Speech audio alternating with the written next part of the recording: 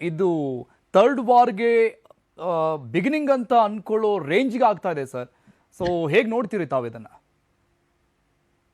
C ಈಗ ಈ ಹಿಂದೆ ರಷ್ಯಾ ಮತ್ತೆ ಯುಕ್ರೇನ್ ಕಾನ್ಫ್ಲಿಕ್ಟ್ ಏನ್ ನಡೆದಿತ್ತು, ಆ ಒಂದು ಕಾನ್ಫ್ಲಿಕ್ಟ್ ನಡೆದಾಗ ಕೂಡ and last year Israel and Iran 10 days ಇದು ಏನ್ ನಡೆದಿತ್ತು, 12 days ವಾರ್ ಏನ್ ನಡೆದಿತ್ತು, ಅದು ಸ್ಟಾರ್ಟ್ ಆದಾಗ ಕೂಡ ಎಲ್ಲಾರು ಇದೇ ರೀತಿ ಹೇಳಿದ್ರು. ಅಂದ್ರೆ this is a prelude for, I mean this is how the third world war is going to start ಅನ್ನೋ ರೀತಿಲೇನೆ ಎಲ್ಲರೂ ಹೇಳ್ತಾ ಇದ್ರು. That is the first.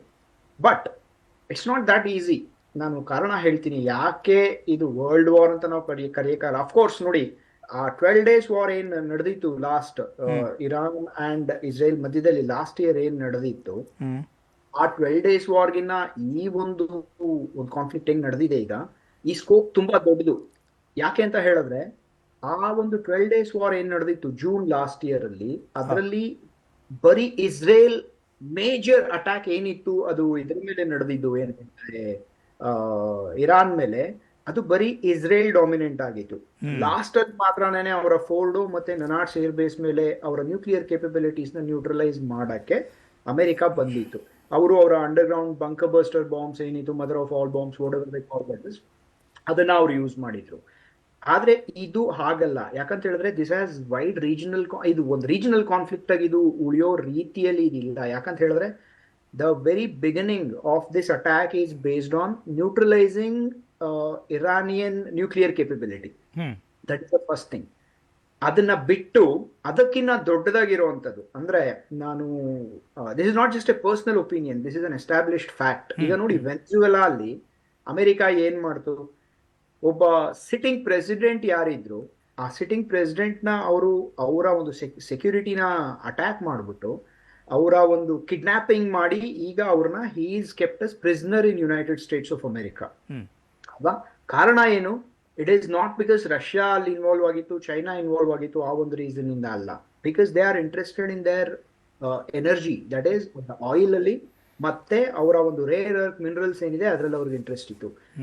ಇವತ್ತಿನ ದಿನದಲ್ಲಿ Iran is one of the major producers of the global oil. We must accept this fact. America ಎಲ್ಲಿ attack ಮಾಡಿದ್ರು it will not go without a commercial interest. ಅವ್ರು ಹೇಳ್ತಿರ್ಬೋದು ರೆಜಿಮ್ ಚೇಂಜ್ ಮಾಡ್ತೀವಿ ಅಂತ. Yes, regime change is required activity that must happen. ಯಾಕಂತ ಹೇಳಿದ್ರೆ ಈಗ ಸ್ವಲ್ಪ ದಿನದ ಹಿಂದೆ ನೋಡಿದ್ರೆ, if reports are to be believed, ಎಷ್ಟು ಸತ್ಯ ಅಂತ ಗೊತ್ತಿಲ್ಲ. ಯಾಕಂತ ಹೇಳಿದ್ರೆ when war happens the first casualty is the truth.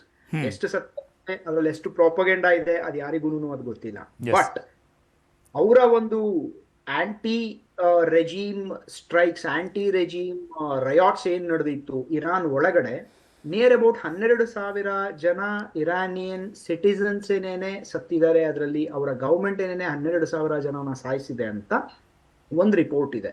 So ಎಲ್ಲರಿಗೂ ಗೊತ್ತಿರೋ ಇನ್ನೊಂದು ವಿಷಯ ಏನು ಅಂತ ಹೇಳಿದ್ರೆ, ಈ ಖಮೇನಿ ರೆಜಿಮ್ ಅಗೇನ್ಸ್ಟ್ ಆಗಿ ತುಂಬಾ ಒಂದು ಇದು ಏನ್ ಹೇಳ್ತಾರೆ ರಯಾಟ್ಸ್ ಒಳಗಡೆ ನಡೀತಾನೆ ಇದೆ, ಅದ್ರ ಒಳಗಡೆ ತುಂಬಾ ಪ್ರೊಟೆಸ್ಟ್ ನಡೀತಾನೆ ಇದೆ. This is not the first time. So ಈ ಒಂದು ರೀಸನ್ ಇಂದ ಅಫ್ಕೋರ್ಸ್ ಔಟ್ಲೈನ್ ಏನಿದೆ ಅದು ಬಂದ್ಬಿಟ್ಟು ನ್ಯೂಕ್ಲಿಯರ್ ಕೇಪಬಿಲಿಟಿನ ನಿರ್ನಾಮ ಮಾಡಬೇಕು ಅಂತ, ರೆಜಿಮ್ ಚೇಂಜ್ ಮಾಡಬೇಕು ಅಂತ. But let me tell you, ಒಂದ್ಸಲ ಖಮೇನಿ ಹೋದ ಅಂತ ಹೇಳಿದ್ರೆ ಅಲ್ಲಿ ಬಂದು ಕೂತ್ಕೊಳ್ಳೋದು ರೆಜಾ ಶಾ ಪಹಲವಿ. ಅವನು 1979 ನಲ್ಲಿ ಯಾವ ಒಂದು ರೆಜಿಮ್ ಇತ್ತು ಖಮೇನಿ ಬರಕ್ ಮುಂಚೆ, ಅಂದ್ರೆ ಈಗಿರೋ ಖಮೇನಿ ಅವ್ರ ಅಪ್ಪ ಬರಕ್ ಮುಂಚೆ ಯಾವ ಒಂದು ರೆಜಿಮ್ ಇತ್ತು, ಆ ರಾಜನ ಮಗಾನೇ ಈಗ ವಾಪಸ್ ಬಂದು ಕೂತ್ಕೋತಾನೆ. ಅವನೀಗ ಅಮೆರಿಕ ಅಲ್ಲಿ ಕೂತಿದ್ದಾನೆ. He is already attending American congressional briefs. So much of power and leverage that he holds. ಯಾವ ರೀತಿ ಯೂಸುಫ್ನ ಬಾಂಗ್ಲಾದೇಶಲ್ಲಿ ಕೂಡಿಸ್ತು ಶೇಖ್ ಹಸೀನಾನ ತೆಗೆದು ಅಮೆರಿಕ, ಅದೇ ರೀತಿಲಿ ಈಗ ರೆಜಾ ಶಾ ಪಹಲವಿನ ಕರ್ಕೊಂಡ್ಬಂದು ಇಲ್ಲಿ ಇರಾನ್ ಅಲ್ಲಿ ಕೂಡ್ಸುತ್ತೆ. ಕಾರಣ ತುಂಬಾ simple. So it means inner politics ಗಳು ಕೂಡ ರೀಸನ್ ಇದಕ್ಕೆ, ಈ ಯುದ್ಧಕ್ಕೆ. ಅದೇ reason, it is the reason. Of course C ಒಂದು ರೋಗ್ ನೇಷನ್ ಅಂತ ಹೇಳಿದ್ರೆ, C Iran is also a friendly nation of India. ಅವರ ಚಾಬಹಾರ್ ಪೋರ್ಟ್ ಅಲ್ಲಿ ನಮ್ಮ ಆಯಿಲ್ ಡಿಪೆಂಡೆನ್ಸಿ 20% ಇದೆ, ಅವರಿಂದ ನಮ್ಗೇನು ತೊಂದರೆ ಆಗಿಲ್ಲ. ಚಾಬಹಾರ್ ಪೋರ್ಟ್ಗೆ ನಾವು $100 million ಇವತ್ತಿನವರೆಗೂ ಇಂಡಿಯಾ ಸ್ಪೆಂಡ್ ಮಾಡಿದೆ. ಈಗ if reports are to be believe, ಸ್ವಲ್ಪ ಹೊತ್ತು ಮುಂಚೆ ರಿಪೋರ್ಟ್ ಆಗ್ತಾ ಇತ್ತು ಚಾಬಹಾರ್ ಪೋರ್ಟ್ ಅಲ್ಲಿ ಕೂಡ ಎಕ್ಸ್ಪ್ಲೋಷನ್ಸ್ ಆಗಿದೆ ಅಂತ ಹೇಳ್ಬಿಟ್ಟು. That's besides the point. ಅದು ಬಿಟ್ಟು ನಾನು ಆಗ್ಲೇ ಹೇಳ್ದಂಗೆ ಕಮರ್ಷಿಯಲ್ ಇಂಟ್ರೆಸ್ಟ್ ಇಲ್ದಿರ ಅಮೆರಿಕ ಎಲ್ಲಿಗೂ ಹೋಗಲ್ಲ. ಈಗ ಖಮೇನಿನ ತೆಗೆದ್ರೆ what next?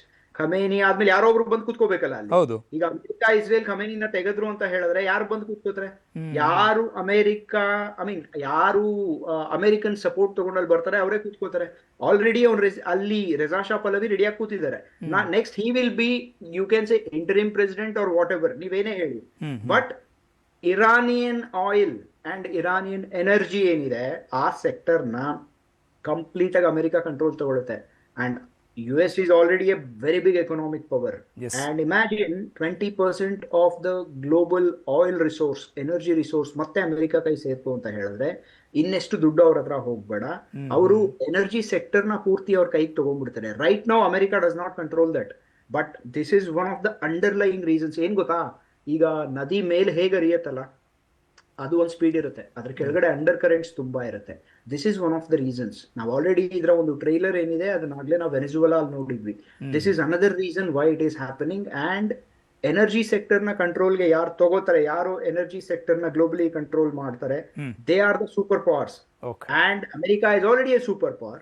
And generally super power ನ ಹೇಗೆ ಇದು ಮಾಡ್ತಾರೆ ಅಂತ ಹೇಳಿದ್ರೆ, ಡಿಫೈನ್ ಮಾಡ್ತಾರೆ ಅಂದ್ರೆ, in any part of the world you should be able to raise a war or a conflict within 2 hours. ಅಮೆರಿಕಾಗ ಆ ಕೆಪಬಿಲಿಟಿ ಆಲ್ರೆಡಿ ಇದೆ, ಅದು ಒಂದಕ್ಕೆ ಇರುವಂತದ್ದು.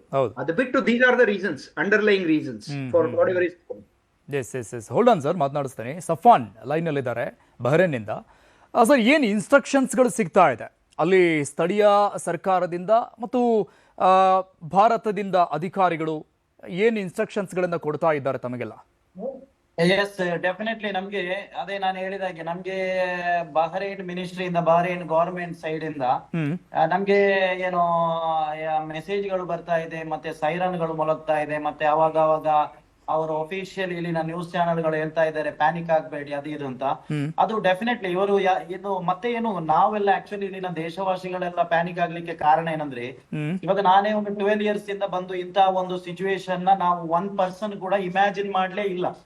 ಇವನ್ ಯಾರಾದ್ರೂ ಎಲ್ಲಾ ನ್ಯೂಸ್ ಚಾನೆಲ್ಗಳು ಕೂಡ ನಾಳೆ ಬಹರೇನ್ಗೆ ಮಿಸೈಲ್ ಆಗ್ತಾರೆ ಅಂತ ಹೇಳಿದ್ರು ಕೂಡ ಅದನ್ನು ನಂಬುವಂತ ಪರಿಸ್ಥಿತಿಯಲ್ಲಿ ಈ ದೇಶವಾಸಿಗಳು ಇರಲ್ಲ. ಯಾರಂದ್ರೆ ಇಲ್ಲಿನ ರಾಜರುಗಳು ಎಲ್ಲಾ ದೇಶದವರ ಜೊತೆ ಬಹಳಷ್ಟು ಆತ್ಮೀಯತೆಯನ್ನು ಸಂಬಂಧವನ್ನು ಹೊಂದಿರುವವರು. ಅದು ಮಾತ್ರ ಅಲ್ಲ, ಮತ್ತೊಂದು ನಮ್ಗೆ very as A proud of Indian ನಾನು ಹೇಳೋದೇನಂದ್ರೆ, ನಮ್ಗೆ ಏನೇ ಇಲ್ಲಿನ ಒಂದು ಸಣ್ಣ ಪರಿಸ್ಥಿತಿ ಆದ್ರೂ ಕೂಡ ನಮ್ಮ ಪ್ರೈಮ್ ಮಿನಿಸ್ಟರ್ ಅವರು ಇಮಿಡಿಯೇಟ್ಲಿ ಏನು ಅವರು ಇಲ್ಲಿನ ರಾಜರ ಜೊತೆ ಮಾತನಾಡಿ ಇಲ್ಲಿನ ನಮ್ಮ ಇಂಡಿಯನ್ಸ್ಗೆ ಏನು ಬೆಲ್ಲ ಬೇಕೋ ಅದನ್ನು ಮಾಡುವುದು ಮುಂಚೆನೂ ಕೂಡ ಮಾಡಿದ್ದಾರೆ, ಇವಾಗ್ಲೂ ಕೂಡ ಮಾಡ್ಬೋದು ಅಂತ ಹೇಳುವಂತಹ ವಿಶ್ವಾಸ ಇದೆ.